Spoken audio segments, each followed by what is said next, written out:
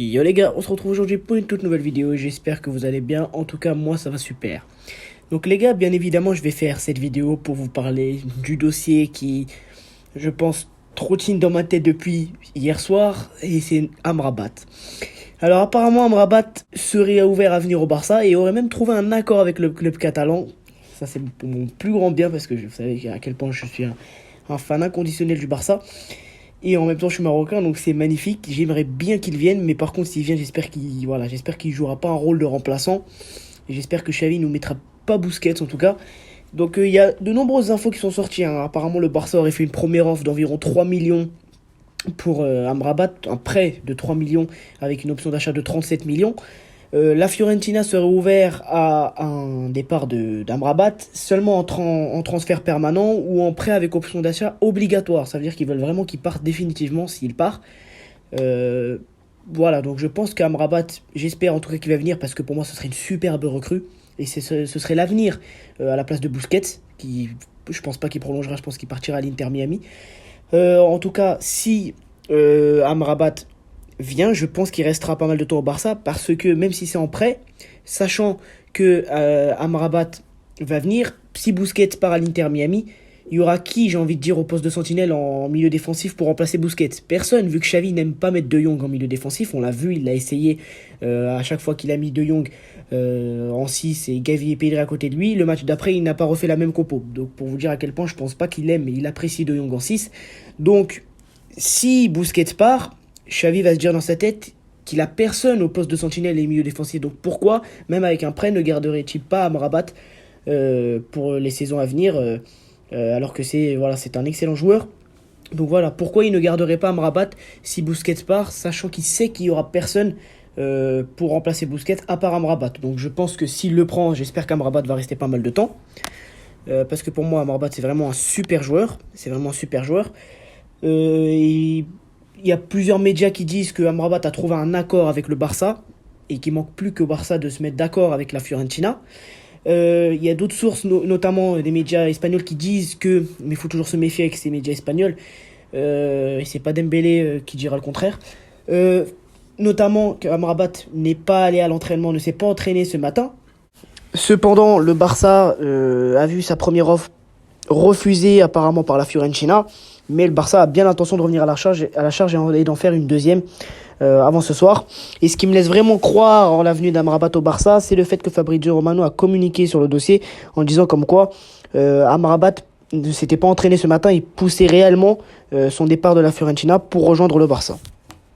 En attendant, moi j'espère que vraiment qu'Amrabat va venir.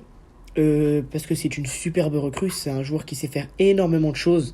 J'avoue, quand j'ai vu ce qu'a fait Amrabat à la Coupe du Monde, quand j'étais en train de regarder, je me rappelle le match du Maroc avec toute ma famille, je me suis dit ce joueur il est exceptionnel et moi si j'étais président du Barça, je l'aurais acheté immédiatement et j'aurais résilié le contrat de Busquets. Parce que c'est un joueur qui sait tout faire.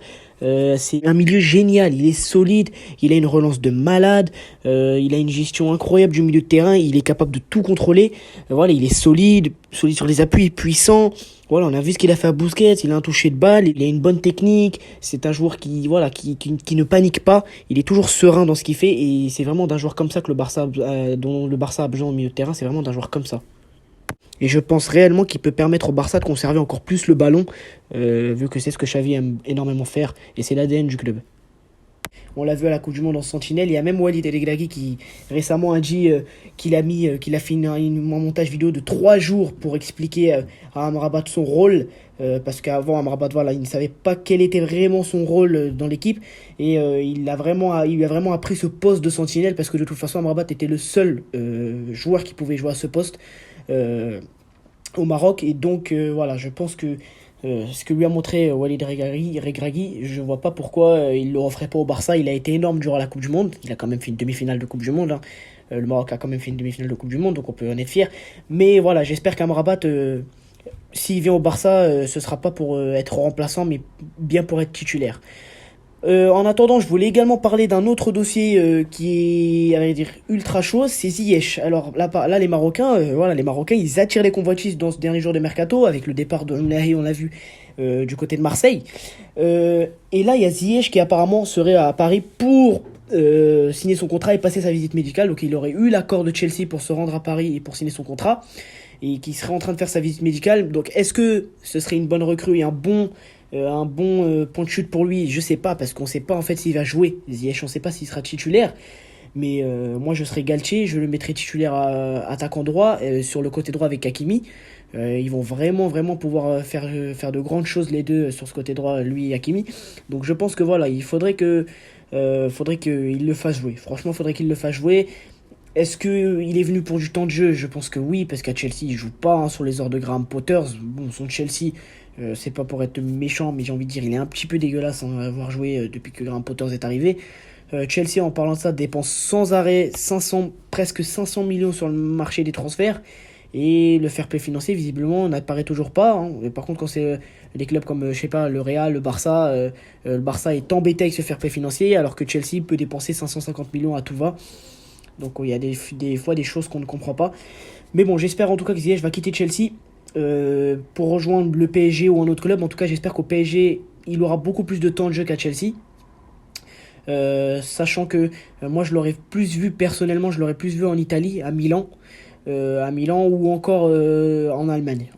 Voilà, Dortmund, ça aurait été une bonne destination pour lui. Après, Dortmund, c'est un club tremplin, on sait que Ziyech il a déjà été révélé, donc je pense qu'on verra ce que ça va donner Ziyech à Paris. En attendant, j'espère qu'il va jouer et qu'il aura du temps de jeu, et voilà, qu'il va éblouir les supporters du PSG.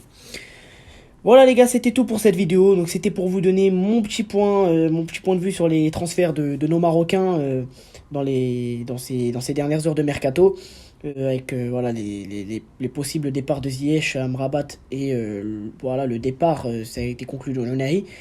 Donc les gars, j'espère en tout cas que nos Marocains vont briller dans leur nouveau club s'ils s'engagent, parce qu'attention, ce n'est pas encore le cas ni pour Ziyech ni pour Amrabat. Par contre, c'est déjà fait pour Unai, qui s'est déjà entraîné avec Marseille. En tout cas, j'espère vraiment que le deal Amrabat va se concrétiser au Barça.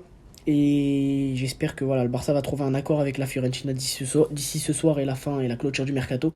C'est la fin de cette vidéo les gars, donc n'hésitez pas à vous abonner, à liker et à partager, c'est très important. Je vois que vous êtes énormément à regarder les vidéos, mais à ne pas être abonné.